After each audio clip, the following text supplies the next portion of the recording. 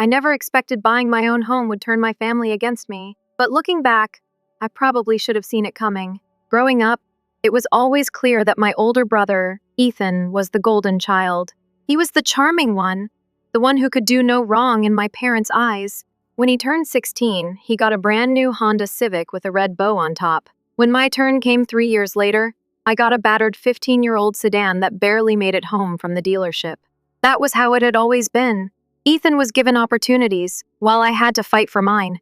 He went to college fully funded by my parents, complete with a generous monthly allowance. Meanwhile, I spent my senior year of high school filling out scholarship applications, juggling part-time jobs, and praying that I'd have enough to make it through school without drowning in debt. I did it, though graduated with honors, earned a degree in architecture, and landed a great job at a prestigious firm.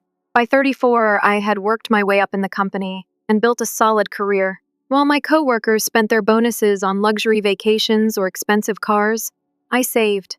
I had learned early on that financial security was something I'd have to create for myself, not something that would be handed to me. Ethan, on the other hand, took a different approach. He married young, had 3 kids in quick succession, and struggled to hold down stable employment. He had a habit of jumping from one business idea to the next, each one, according to him, destined to be the big one, only to end up deeper in debt. My parents always stepped in to bail him out, covering rent, utilities, and even paying for his kids' private school tuition. They never once questioned it. Family helps family, my mother always said. Meanwhile, I lived simply. I rented a modest apartment from a friend's parents at below market rates, cooked my meals at home, and took public transportation instead of buying a car. My coworkers thought I was frugal to a fault, but I had a goal. I wanted a home of my own, something I had worked for, something that belonged only to me. When I finally saved enough for a down payment, I quietly started looking at houses. I didn't tell my family right away. I wanted this decision to be entirely my own. Then, at a routine family dinner, everything changed. It was a typical Saturday night at my parents' house. As usual, my mother was fluttering around, making sure everyone had enough food while my father sat in his recliner, absorbed in his newspaper. The kids were running wild. Ethan and his wife, Lisa, were complaining about money, and I was zoning out, scrolling through real estate listings under the table. That's when my mother's voice cut through the noise. "What's so interesting on that phone? You've barely touched your food." I looked up, momentarily thrown off by the sudden attention. Maybe it was the warmth of the idea still lingering in my mind, but instead of deflecting, I answered honestly. "I'm looking at houses, thinking about buying one soon." Silence fell over the room. Even the kids who were usually too caught up in their own world to care about adult conversations froze. My father's newspaper slowly lowered, revealing an expression of shock. "Buying a house?" my mother repeated, as if I had just announced I was moving to Mars. "Yeah, I've been saving for a while," I said, suddenly regretting my candor. I figured it was time to start looking. Ethan's head snapped up. "What kind of house?" he asked, his tone sharp in a way that made my stomach tighten. I shrugged, keeping my response vague. "Haven't decided yet. Just browsing for now." But it was too late. The wheels in their heads were already turning. The conversation for the rest of dinner felt forced. The usual gripes about money, work, and gas prices continued, but I could tell something had shifted. My parents exchanged glances. Lisa kept stealing looks at Ethan, who suddenly seemed lost in thought. Even my mother, who usually dominated every conversation, was unusually quiet. I should have known then that something was brewing. The calls started the next morning. My mother was practically breathless with excitement. "Sweetheart, I found the perfect house for you." I frowned. "What?" "Yes! Martha from church told me about a listing in her neighborhood. It's absolutely ideal, 5 bedrooms, a huge backyard, even a playground for the kids." I blinked, gripping my phone tighter. "Mom, I don't need 5 bedrooms or a playground. I'm looking for something small, just for me." "Don't be ridiculous," she said, the excitement in her voice quickly shifting to frustration. "You need to think ahead. This house is perfect. Ethan and Lisa could move in with you, and the kids would finally have their own rooms." My stomach dropped. "What?" "Well, of course," she said, as if it were obvious. That's what family does, honey. You help each other. You know how hard it's been for Ethan. This way, everyone wins. I couldn't even form a response. Within hours, Ethan started texting me listings for massive family homes, all conveniently located near my parents' house. Lisa chimed in too, sending messages about how much better it would be for the kids. By the 20th message, I stopped reading them. Instead, I reached out to a realtor on my own, someone with no connection to my family. I told her exactly what I wanted: a small, cozy house with a garden, something outside the city but not too far for work. She listened. A few days later, she found the perfect place. It was a charming 2-bedroom cottage about 40 minutes from the city. White siding, green shutters, a wraparound porch. The living room had a wood-burning fireplace, and the sunroom overlooked a beautiful backyard with raised garden beds and a small greenhouse. It was everything I had dreamed of, and it was mine. I kept the purchase quiet until everything was finalized. When I finally told my family, I expected them to be disappointed. I expected protests. I did not expect my father to slam his fist against the table, hard enough to make the glasses jump. "Are you out of your mind?" he bellowed. "Why would you buy something so small?" my mother demanded. "Barbara's house next door just went up for sale. It would have been perfect for everyone." "For everyone?" I repeated, my voice dangerously calm. "It's just me living there." A heavy silence followed. My mother and father exchanged looks. Ethan and Lisa stared at their plates. And then, my mother said it.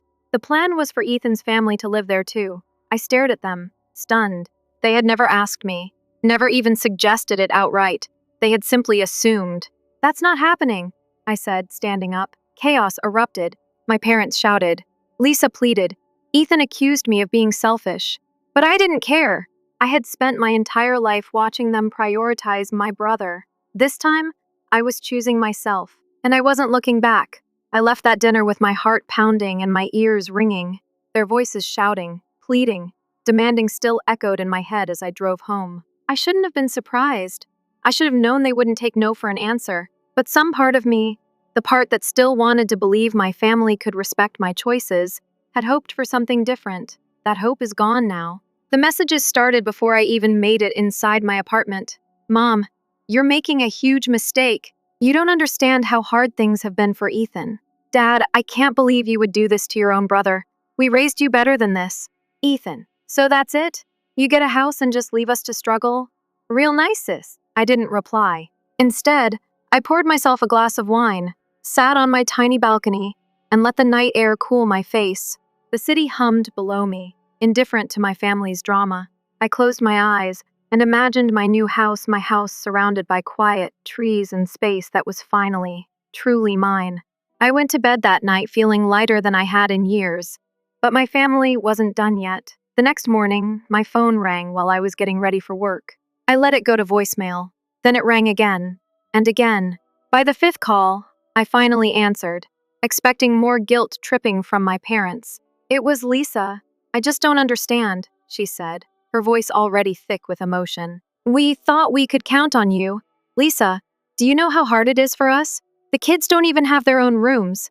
Andrew's crib is in our bedroom. He wakes up crying every night because we can't give him space." I closed my eyes and took a deep breath. "Lisa, I get it, but that doesn't mean I have to buy a house for you," she sniffed dramatically. "But you could. You have the money. And we wouldn't even ask for much. Just one of the extra bedrooms, maybe a guest bathroom. We'd pay utilities. You wouldn't even notice us there." I nearly laughed. "Wouldn't you notice them? 5 people living in my home?" "Lisa, the answer is no." Silence, then a sharp intake of breath. "You've always thought you were better than us, haven't you?" Her voice dripped with resentment. "Just because you had a career and didn't settle down. You don't understand what real responsibility is." I almost let it go. Almost. But something in me snapped. "Lisa," I said, my voice cool and even. "Real responsibility is making smart choices so you don't end up expecting someone else to bail you out." She gasped like I had slapped her. "Wow, you're unbelievable." And then she hung up. I put my phone down, finished getting ready, and left for work. For a few days, things were quiet. I thought maybe they had accepted it. Maybe, for once, they would just let me live my life. I was wrong. It started small. Passive-aggressive Facebook posts from my mom about how family should always come first. comments under her posts from distant relatives, all vaguely aimed at me. Then the messages started again. First from Mom, then from Dad, then from a rotating list of aunts, uncles, and even family friends. Aunt Janet, sweetheart, I don't want to get in the middle, but you know how much Ethan is struggling. Can't you find it in your heart to help? Uncle Ray, it's just a house. It won't kill you to share it. Miss S. Hampton, Mom's church friend. Your mother is heartbroken. She cries every night. How could you do this to her? Every time my phone buzzed, it was another attempt to guilt me into submission. I ignored them all. Then Ethan showed up at my apartment. I was coming home from work when I saw him sitting on the steps outside my building, arms crossed, foot tapping impatiently. I sighed. I considered walking past him, pretending I didn't see him. But I knew he wouldn't leave, so I stopped a few feet away and crossed my arms. What do you want, Ethan? He looked up, shaking his head like he couldn't believe he had to do this. I'm trying to understand how you can be this selfish. I bit back the anger bubbling in my chest. Ethan, I worked my ass off for that house. I saved for years. Why do you think you're entitled to it? Because we're family. His voice rose, and I glanced around, hoping the neighbors weren't listening. You think I wanted things to turn out this way? You think I enjoy struggling? I have a wife and kids to take care of, and I thought my sister would have my back. I clenched my jaw. Ethan, I'm not your safety net. I didn't make the choices that put you in this situation. His face twisted in frustration. You can't just abandon us. I let out a short, humorless laugh. Abandon you? You've never once had to take care of me. You've always had Mom and Dad to fall back on. I never did. He stared at me, eyes hard, shoulders tense. Then he scoffed. Fine. Enjoy your stupid little house. He stormed off, shoving past me as he walked away. I didn't move until he was out of sight. Then I exhaled and went inside. For the first time in my life, I felt completely, undeniably free. But I knew this wasn't over. Not yet. I thought Ethan's little performance at my apartment would be the end of it. That after he stormed off, he'd finally accept that I wasn't his personal bailout plan. But I underestimated just how deep my family's entitlement ran. The next morning, I woke up to a barrage of messages. Mom, your father and I are very disappointed in you. We raised you better than this. Dad, I never thought I'd see the day my own daughter turns her back on family. Lisa, the kids keep asking why Auntie doesn't love them. What do you want me to tell them? I gritted my teeth. They were getting desperate, and desperate people get creative. When I got to work, my assistant, Molly, looked up from her desk with wide eyes. Your mom called? 3 times, I groaned. Did she leave a message? Molly hesitated. She said it was urgent family businesses and that you need to call her back immediately. I rolled my eyes and walked into my office. I should have ignored it, but against my better judgment, I called. She picked up on the first ring. Oh, thank God! I've been trying to reach you! I sighed. Mom, I'm at work. This won't take long. I have wonderful news, I frowned. What? We made an offer on a house for you. Silence. I gripped my desk. You what? It's perfect! She gushed. 4 bedrooms, a big backyard, and it's right down the street from us. It's exactly what you need. I took a slow, deep breath. Mom, I already bought a house. She sighed dramatically. That tiny cottage? That was a mistake, sweetheart. You weren't thinking about the future. You need space for your family. My family? I repeated, ice creeping into my voice. For Ethan. For the kids. You know how hard it's been for them. This way, they won't have to keep struggling in that cramped apartment. My stomach twisted. Let me get this straight. You made an offer on a house, without my permission, expecting me to buy it. For Ethan's family? Yes. And don't worry about the paperwork. Your father has a guy who can take care of everything quickly. I laughed. A cold, sharp sound. I'm not buying a house for Ethan, Mom. She gasped like I had cursed at her. How can you be so heartless? I pinched the bridge of my nose. I'm done with this conversation. But I hung up. A minute later, my phone buzzed again. Ethan. I ignored it. Then Lisa. Then Dad. I turned my phone off. That night, I packed. I had planned to take my time moving into my new home, but now I need to get out of my apartment as soon as possible. I didn't trust them not to show up unannounced again. The next morning, I called my moving company and arranged for a rush job. By the end of the day, I was out of my apartment and driving to my new home without telling a soul. I arrived just as the sun was setting, the sky a soft wash of pink and orange. Stepping inside, I felt something shift in me. This space, this quiet, was mine. No expectations, no obligations, just peace. I unpacked the essentials and made myself a cup of tea, sitting on the porch as the evening air cooled. For the first time in weeks, I smiled. The peace lasted exactly 48 hours. I was setting up my home office when I heard a car pull up outside. My stomach sank. I peeked out the window. It was my parents. I cursed under my breath. A sharp knock echoed through the house. "Open this door right now."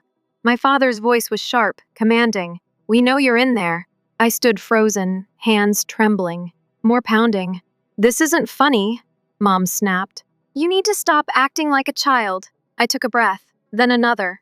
Then I walked to the door, unlocked it, and stepped onto the porch, closing the door behind me. My parents stood there, arms crossed. My father's face was red with frustration. My mother's eyes were glassy with manufactured tears. Dad spoke first. "What the hell is wrong with you?" I crossed my arms. "You need to leave. You are making a huge mistake," Mom said, shaking her head. "Do you even understand what you're doing to this family?" "Yes," I said. "I'm choosing myself for once." "You're being selfish," Dad spat. I laughed. "Selfish? You tried to buy me a house so Ethan could live in it. He needs help," Mom said, as if that justified everything. "So do I shot back. "But you've never cared about that, have you?" she gasped. "That is not true. Really? When have you ever supported me? When Ethan needed money, you gave it. When he needed a home, you expected me to provide it. But when I needed anything, you told me to figure it out myself." Neither of them spoke. Then Dad growled, "We raised you to take care of your family." "No," I said, my voice steady. "You raised me to take care of Ethan." They stared at me, stunned. "You need to leave," I said again. My father's jaw clenched. "You're going to regret this." Mom sniffled. "We just wanted what's best for you." "No," I said, voice. "You wanted what was best for Ethan. I'm done." I turned and walked inside, locked the door. For the first time in my life, I didn't feel guilty. I felt free. I expected them to pound on the door again, to yell, to demand I let them in. But they didn't. Instead, after a long moment of silence, I heard my mother's voice, muffled but clear enough. "She's just going through a phase," she whispered. "She'll come to her senses." My father grunted in agreement. Then their footsteps retreated. I watched from the window as they climbed into their car. My mother wiped her eyes dramatically, shaking her head. My father looked straight ahead, his jaw tight. They didn't even glance back as they pulled away. I should have felt relieved, but I knew better. This wasn't over. For a few days, it was quiet. Too quiet. No texts. No calls. No surprise visits. It felt unnatural, like the calm before a storm. And then it started. Not directly, no. That would have been too easy. Instead, it came in the form of other people. The first message came from Aunt Linda. "Sweetie, your mom is so upset. She won't stop crying. Can't you just talk to her?" Then from Uncle Jim. "Your father is heartbroken. This family has always stuck together. You're throwing that away." Then from Cousin Melissa. "I don't know what's going on, but everyone's saying you abandoned your parents. Did you really kick them out of your house?" I exhaled sharply. So this was their strategy. If I wouldn't listen to them, they'd make sure the rest of the family turned against me. I didn't respond to any of the messages. Instead, I blocked them, one by one. Then Ethan tried a new approach. It was 2 a.m. when my phone buzzed. I was groggy, half asleep, when I saw his name light up the screen. I almost ignored it, but something told me to look. It was a photo of his kids, Charlotte and Ben curled up on a tiny mattress, Andrew's crib shoved into a corner. The caption, "Hope you're happy in your big house while your niece and nephews have no space to sleep." My hands clenched. I took a deep breath, and I blocked him too. The next morning, I changed my number. At lunch, I updated my email. By evening, I wiped my social media. I erased every trace of myself they could use to reach me. And when I sat on my porch that night, watching the stars blink against the dark sky, I finally felt at peace. They couldn't reach me anymore, and I had no intention of ever going back. For the first time in my life, I was truly untouchable. No texts, no calls, no guilt tripping through relatives. It was just me, My house, and the silence I had fought so hard to earn. And I loved it. For weeks, I focused on settling in. I set up my office exactly the way I wanted. I started a small herb garden in the backyard. I drank my coffee on the porch every morning, watching the sun rise over the trees. I was free, but deep down, I knew it wouldn't last. And I was right. The storm came on a random Tuesday. I had just finished a work meeting when I heard a knock on my door. A firm, familiar knock. I froze. Then I peeked out the window. It was my mother, alone. Her arms were crossed, her lips pressed into a thin line. She looked determined. I sighed. I could ignore her, pretend I wasn't home, but I knew her. She would stand there all day if she had to. So I opened the door, just enough to see her face. She didn't wait for an invitation. She stepped forward, trying to push inside, but I blocked the way. "We need to talk," she said, her voice sharp. "No, we don't," she huffed, clearly not expecting me to stand my ground so fast. "This has gone on long enough. Your father and I are struggling. Ethan is struggling. And she waved a hand at the house, living like a queen while your family falls apart. I clenched my jaw. "That's not my problem." Her eyes widened. "How can you say that?" "Easily," I said flatly. "You made it clear my only role in this family was to take care of Ethan. And I'm done." She sucked in a breath. "We always expected you to help." "Exactly," I snapped. "You expected it. You never asked. You never considered that I might not want to. You just assumed." She opened her mouth, but I wasn't finished. "Do you know how that feels? To work for something, to build a life, only for your own family to decide it isn't yours? That it should go to someone else because they need it more?" She flinched. I took a deep breath. "I am not responsible for Ethan, and I will never be." A long silence stretched between us. Then, finally, she spoke. "I thought you were better than this," I laughed. A dry, bitter sound. "No, Mom. You thought I was weaker than this." Her face turned red. "You'll regret this. One day, when you're old and alone, you'll wish you had family by your side." I looked her dead in the eye. "Then I guess I'll take my chances." And I closed the door. I expected her to call my father, to send more relatives after me, but she didn't. Instead, something far more pathetic happened. The next morning, I opened Facebook to check a work group, and there it was, a long, dramatic post from my mother. It breaks my heart when children forget where they came from, when they turn their backs on the people who raised them. We sacrificed so much, and in return, we were abandoned. Some people only care about themselves. It's a cruel world. Hundreds of comments flooded in. "Aunt Linda, this is heartbreaking. I hope she realizes what she's done before it's too late. Family friend Susan, shameful. After everything you've done for her, Uncle Jim, disgusting behavior, no respect for family anymore." I rolled my eyes. She had turned me into the villain of her little sob story. What she didn't expect? I didn't care. I closed the app, deleted my account, and went outside to water my plants. Let them talk. Let them whine. I had my life, and I was finally living it. Then, one last twist of fate changed everything. A week later, I got a promotion. Not just any promotion, a relocation offer. My company was expanding its offices overseas. A new branch, a leadership position, a massive salary increase. And the job? In London.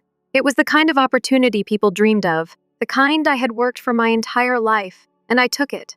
I signed the papers, arranged for my house to be rented out, and booked my flight. I didn't tell my family, not until the very last moment. The night before I left, I sent one final message in the old family group chat. "Me, moving to London for work. Won't be back anytime soon. Best of luck." The chat exploded. "Mom, what? Dad, you can't just leave." "Ethan, wow. So you're really just abandoning us?" "Aunt Linda, unbelievable." I smiled, turned off my phone, and went to sleep. The next morning, I boarded my flight. As the plane took off, I looked out the window, watching my old life shrink into the distance. I had done it. I had escaped. And for the first time in my life, I was truly, completely free. London was everything I needed it to be. The moment I stepped off the plane, it felt like I had left an entire lifetime of stress behind me. No more phone calls. No more guilt trips. No more expectations that weren't mine to carry. My company had set me up in a beautiful flat in Kensington Modern, spacious and completely mine. My job was challenging but rewarding, and for the first time in years, I felt excited about my future instead of exhausted by it. I built a new life from scratch. I found a favorite coffee shop. I explored the city, visited museums, made friends who knew nothing about my past. People who saw me for who I was, not who my family had decided I should be. I thrived, and I never looked back. Well, almost never. A month after I arrived, I got an email from Nathan. That surprised me. Ethan had never been one to send emails, and he certainly wasn't the type to be polite. Curious, I opened it. It was shockingly formal. Hey, hope you're doing well. I heard about your new job, congrats. I wanted to reach out because we're in a bit of a situation. The apartment complex was sold, and we have to move out soon. We're struggling to find a place within our budget. I know we had some disagreements before, but I was hoping we could talk about a housing arrangement. Maybe something temporary until we get back on our feet? I nearly laughed. Even now, even after everything, he was still trying to weasel his way into my life. The old me might have felt guilty, might have considered helping, but I wasn't that person anymore. I replied with 2 links, one to a list of affordable apartments in his area, and another to a job board. Then I wrote, "Good luck," and I blocked his email. A week later, my mother tried her own approach. I was walking to work when I got a LinkedIn notification. "Mom has sent you a message." I sighed but clicked on it. It was long, overly dramatic. "Your father and I are struggling. We always believed in family supporting family, and we thought you felt the same, but it seems like money has changed you. We never imagined you would abandon us in our old age." I rolled my eyes. Then she got to the real reason for the message. We had planned to sell the house and move in with Ethan, but with his situation, that's no longer possible. We thought maybe you would be open to discussing some options. You have the space, and it's not like you'd even notice us there. I laughed out loud. They wanted to move in with me, in London, across an entire ocean. It was so ridiculous. I almost admired their audacity. I typed out a quick response. "I have a great financial advisor who specializes in retirement planning. I'd be happy to send you her contact information." Then I blocked her too. After that, things quieted down. For the first time in my life, my family had no way to reach me. I deleted my old emails, changed my banking information, and made sure my employer knew that any emergency family calls should be ignored. And that was it. They couldn't find me. They couldn't guilt me. They couldn't control me anymore. I was free. Months passed. Seasons changed. I built something real. I joined a local hiking group, started volunteering at an animal shelter, even learned how to cook more than just the basics. For once, my life wasn't about surviving. It was about living. And it was better than I ever imagined. Then, one day, I got a message from an old coworker. "Saw this and thought of you."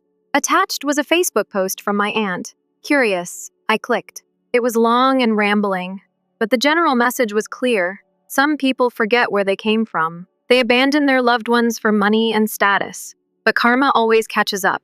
I shook my head, smiling. They were still at it, still spinning their little stories, still trying to make me the villain in a play only they cared about. But I wasn't watching anymore. I wasn't part of it anymore.